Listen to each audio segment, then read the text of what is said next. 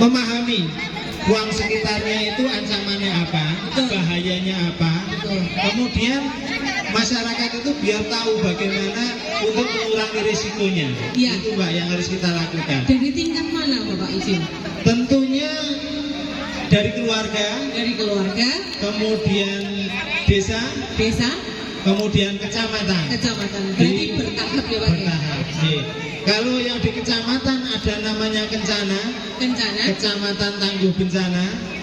Desa dan kelurahan ada Destana, Desa Tangguh Bencana. Dan kalau di keluarga itu ada Katana, Keluarga Tangguh Bencana. Wah, kayak mobil ya Bapak ya. Untuk ingat-ingatnya gampang. Katana, Keluarga Tangguh Bencana, yang dimulai dari awal pertama kali bagaimana semua keluarga menjadi sadar atas risiko bencana di sini. Betul. Jadi kalau setiap keluarga itu mengetahui potensi bencana yang ada di sekitar rumah saya itu apa, itu akan mau untuk mengurangi risikonya. Contoh sepele, kalau kita tahu bahwasannya daerah kita banjir, coba kita perhatikan selokan kita seperti apa, lingkungan kita seperti apa, buang sampah kita seperti apa. Nah, ini yang perlu kita ini kan. Ini yang paling dekat dengan kita dulu. Termasuk kita ada pohon-pohon yang tinggi, bagaimana mengurangi risikonya, kesadaran. Ya. Terus Bapak mohon izin, kira-kira bencana apa yang paling menantang, paling menantang di Kabupaten Sidoarjo ini untuk yang pernah ditangani oleh rekan-rekan BPBD Sidoarjo? Di sini sekalian saya sampaikan kepada seluruh warga bahwasannya berdasarkan kajian risiko bencana yang dilakukan tahun 2025, potensi bencana di Kabupaten Sidoarjo itu ada 9. Yang paling sering banjir. Wah, luar biasa banjir. Kalau hujan itu banjir dan cuaca ekstrim, angin. Kemudian kalau longsor. Tiga ini kalau pas musim penghujan. Kemudian ini kita masuki musim kemarau, itu kita yang sering kejadiannya adalah kekeringan dan juga kebakaran hutan. Kebakaran lahan. Kebakaran hutan dan lahan, ya betul. Ya. Jadi setiap musim pasti menemui bencana ya Pak Bawanya. Gak mesti harus musim penghujan baru ketahuan bencana. Ternyata sekarang ini Kabupaten Sidoarjo juga sedang dalam proses untuk mitigasi dulu ya Bapak ya. Mau musim kemarau, kira-kira titik-titik mana yang menjadi potensi atau sumber bencana. Benar-benar kenali ancamannya, kurangi risikonya. Terus Bapak, kan nggak mungkin kalau semua itu Bapak berada pas di kota. Kebetulan bencananya ada di daerah Kartasura nih. Ini kira-kira wonten mboten forum relawan yang dibentuk tadi? Alhamdulillah untuk Kabupaten Sidoarjo sejak tahun 2023 ini kita sudah membentuk namanya Komandan Bejo. Komando Penanganan Bencana Sukoharjo. Komandan Penanganan Bencana Sukoharjo. Namanya bagus Bapak. Komandan Bejo. Di sini teman-teman relawan potensi yang ada di masing-masing kecamatan itu kita koordinir. Kemudian dari BPBD selaku pemerintah yang mempunyai tugas sebagai komando, sebagai koordinator dalam penanggulangan bencana, itu menunjuk salah satu personel kami untuk ditempatkan di masing-masing kecamatan. Dan ini nanti bersama Pak Camat yang di situ ada Pak Dan Ramil dan juga Pak Kapolsek dan satu orang koordinator relawan. Ini nanti akan mengkoordinir potensi yang ada, kemudian mengelola apapun sumber daya yang ada di sana untuk penyelamatan, apapun yang harus dilakukan di sana. Asesmen awal.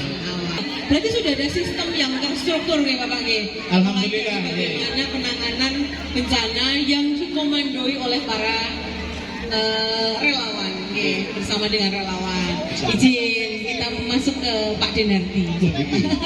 Iki ya, saya ini ada pertanyaan. Soalnya nyambung tadi dari Pak Kalak nih, nyambung dari Pak Kalak. Siap. Yang kedua, yang pertama Pak D, adakah momen paling berkesan Pak Ade ketika Pak Denardi membantu korban bencana? Bisa dibagi ceritanya Pak Ade? Udah, kalau bercerita tentang membantu, ya, itu saya dengan kapasitas saya selaku relawan. Satu hal yang pernah kami lakukan di saat ada banjir menimpa di wilayah Kecamatan Bagi, yang kebetulan waktu itu berlangsung pada dini hari dan pagi harinya, itu kami harus mengevakuasi warga dan barang-barang yang ada di wilayah desa kami, di Kecamatan Bagi. Satu hal yang menarik gini Mbak Rizky, itu ada salah satu anak yang mereka harus sekolah namun melewati genangan air kurang lebih satu Sedada. Orang dewasa, ada orang dewasa. Tetapi anak itu masih anak kecil di usia SD, kira-kira ya umurnya 10 tahun 12 tahun. Iya. Nah, mereka waktu itu belum ada yang namanya perahu karet. Dalam arti kami belum punya perahu karet. Alhamdulillah saat ini kami relawan ataupun Magana sudah punya perahu karet sehingga bisa kami operasikan. Di saat belum kami punya perahu karet, apa yang kami lakukan saat itu adalah kami harus gendong anak kecil itu Mbak. Wah luar biasa Pak Ade. Iya. All out sekali berarti. Anaknya kebetulan saya loh Mbak. Oh. Tetapi gini Mbak Rizky, saat ini yang saat itu saya gendong itu sekarang sudah di bangku SMA. Masih ingat Pak Denardi? Masih ingat cerita tentang cerita itu pernah Bapak gendong. Oh iya dulu Pak. Ya sekarang gantian kamu gendong saya tuh. Itu satu cerita yang anak kecil. Kemudian yang cerita yang kedua mungkin dua cerita saya. Kalau cerita mungkin banyak ya. Dua cerita. Yang paling berkesan itu di saat kami harus mengevakuasi hewan ternak yang namanya kambing, Mbak. Oke. Untuk di Prodi Bunda atau di bidang studi Bunda ini untuk membantu masyarakat lebih siap menghadapi bencana itu ada apa mboten Bu? Assalamualaikum warahmatullahi wabarakatuh. Waalaikumsalam warahmatullahi wabarakatuh. Dalam hal ini menyampaikan beberapa riset yang mendasari kita bagaimana cara mengenali ancaman.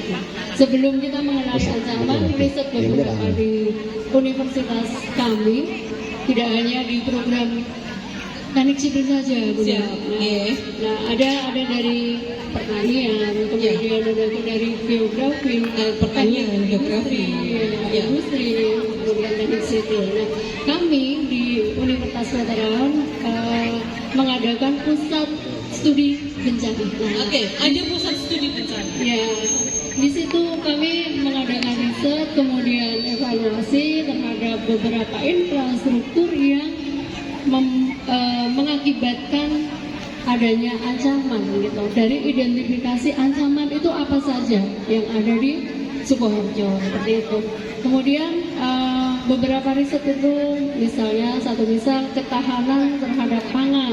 Ketahanan pangan. Karena bencana isu nasional juga ya Bunda. Ya, betul. Nah, karena bencana itu sendiri tidak hanya pada titik-titik ketika terjadi. Mulai dari pangan, kemudian kita integrasinya dengan sistem irigasi. Berikutnya adalah bencana banjir, di mana kami pernah mengadakan pendampingan, pemetaan, kemudian pelaporan dengan Android, berbasis Android kepada waktu itu 11 destana yang sudah ada di Sukoharjo. Nah, ini untuk berikutnya kami akan mengembangkan teknologi. Nah, yang sudah launching teknologi pengolah plastik. Plastik. Oh iya, darurat sampah juga. Iya, betul.